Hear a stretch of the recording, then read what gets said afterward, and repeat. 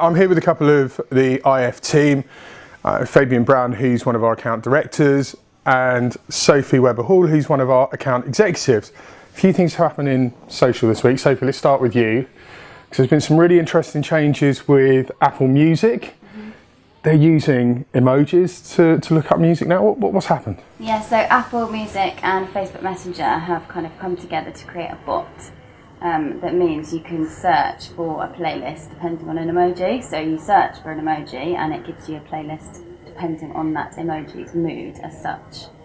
So it's quite a cool way of searching for a playlist if you're feeling like an emoji. So that couple of questions spring to mind off the back of that.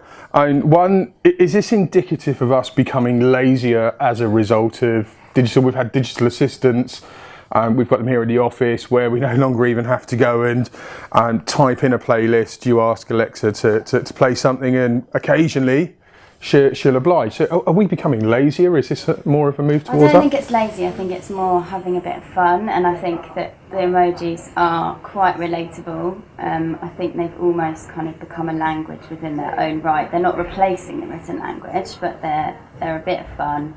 And you can kind of convey emotion with them, I would say. So if you think about an emoji, for instance, the heart eyes emoji, the little hearts and the eyes, I can see that coming up with songs in a playlist. You know, if you're feeling like in a lovely mood, then you would like to listen to love songs. So I think it's just more having a bit of fun as opposed to laziness. I'm going to ask a question because people watching this are obviously thinking it.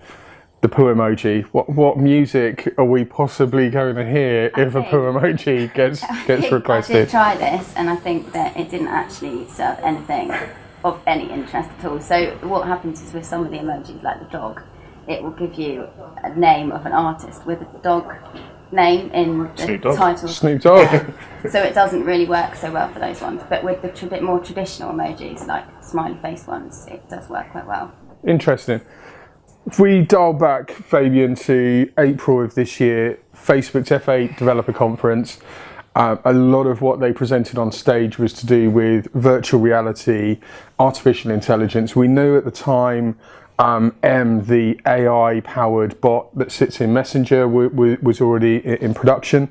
But it's been a big week for their VR proposition this week, has it not? Yep. So Mark Zuckerberg got on stage and in front of the world's press announced that he was going to launch Oculus Go. So obviously most people are familiar with Oculus Rift because that was the really expensive VR platform headset that most people wouldn't want to buy. The thing with Oculus Go is that it's going to be a $200 headset, which means that it's pretty affordable for a large number of people. So suddenly you go from a platform which only a small number of people have and ever come across to something that anyone can buy. You know, it's as cheap as your sort of basic sort of gaming console. So now it's something that actually might enter a household of different people. It might end up in your, Christmas stocking. It's quite affordable now. So it's becoming accessible, and to be fair, Samsung have also had a bit of a push recently with this, haven't they? They've been pushing the VR experience. We're quite fortunate here in Immediate Future to know VR reasonably well as a result of the work we do with Fujitsu. Been some criticism in the past that it makes you nauseous. Do we think that's still going to be a problem, or have they fixed that? Well, I think what we saw is the more expensive VR headsets were pretty good at that because everything was set up so that they could run VR smoothly. What Samsung had, it was kind of running through a phone which is obviously not made to do that, especially. Facebook had taken the decision to remove the phone altogether, so they're not working with Samsung on this. This is something that Facebook have taken ownership of themselves. So in theory, what they should have is something that's built for VR and should work, effectively, just as well as any other VR platform. One thing we do know about Mark Zuckerberg, it's all about the user experience. If you dial back to Mobile World Congress 2014, where he announced the acquisition of WhatsApp, $16 billion if memory serves at the time.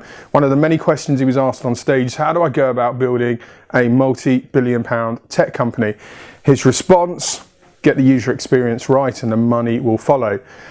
You look at everything Facebook have done for the last 3 years, they haven't moved away from that model. It is all about the user experience, so easy to assume that at some point they're going to make VR an experience that everyone wants to get on board with. And that's it. I mean, they've obviously tested it a lot. They've looked at what's on the market, they've looked at what they've got, they've taken the knowledge from having spent a couple of years with Oculus Rift and said, okay, how do we make this something that will scale for Facebook? And Facebook's all about scale, right? So, Mark Zuckerberg gets on stage and says, we want 1 billion people to have access to this. They've got to get the user experience right, otherwise it doesn't matter how cheap you make it, no one's going to want to buy it. So, take him at his word. If he's aiming to do that, then he's the guy that's going to be able to do it. Fascinating.